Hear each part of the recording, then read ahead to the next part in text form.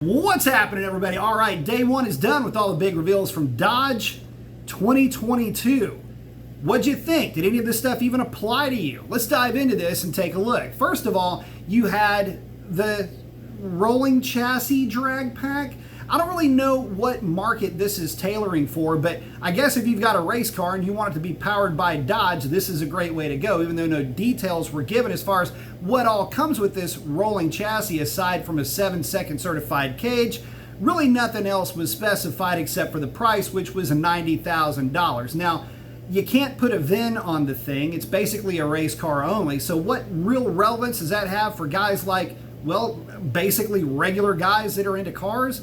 Nothing. So let's go on to something else that's even less relevant, which is a body in white. And for $8,000, you can get basically the starter kit to build your own car. Again, you can't VIN the thing, and because of that, you got to build a race car out of it. Doesn't make a whole lot of sense if you can just go out and buy, I don't know, a car that's already running and has all the electronics. But listen, if you're going to build a race car, maybe that's a great way for you to go. Again, not really relevant for the normal guy out there.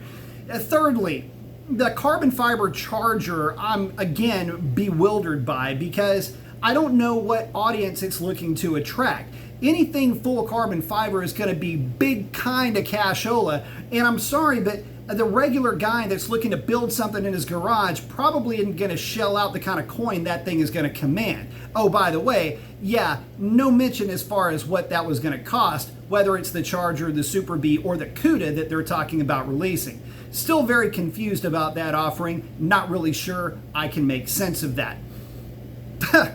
Sorry. I can't even say the next one with a straight face.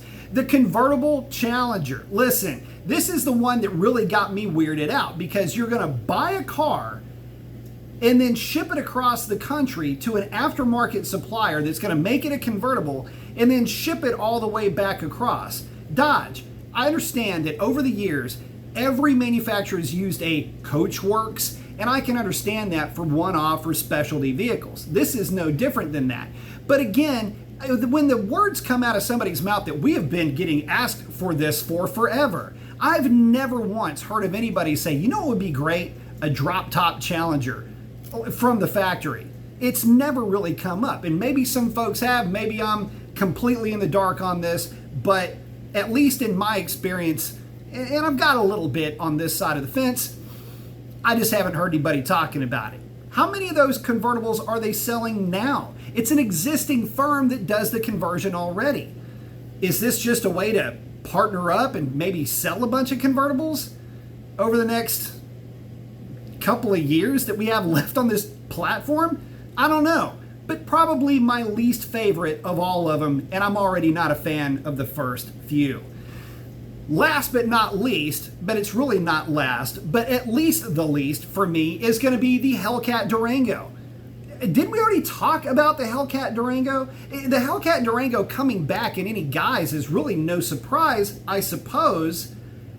Well, that is unless you bought a Hellcat Durango. I mean, did you think they were only going to make it for 1 year?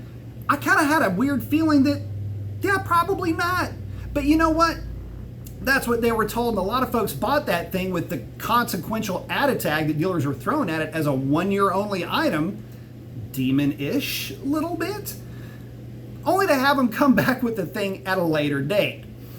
I don't know about you guys, but that just also struck me a little bit weird to be showing that particular car as though it's supposed to be part of a huge brand new big reveal.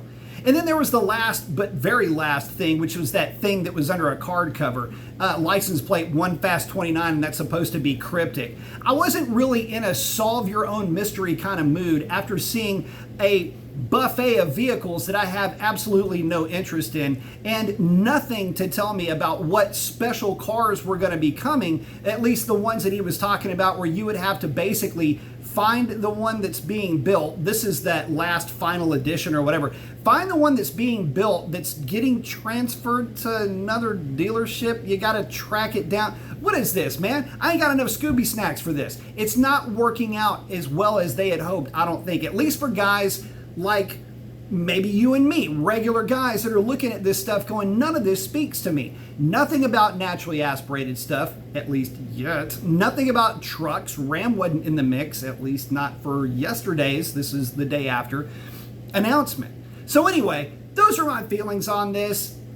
Let's see what the guys have to say today. This is coming up on day 2's announcement. Get ready for my response on that. Hopefully it'll be great. Maybe it'll be neat, but if it falls in line with whatever we just got through having to suffer through that yesterday, I'm not going to be all that impressed. I'm hoping to be proven wrong. That's a wrap. Post up what you think. Adios.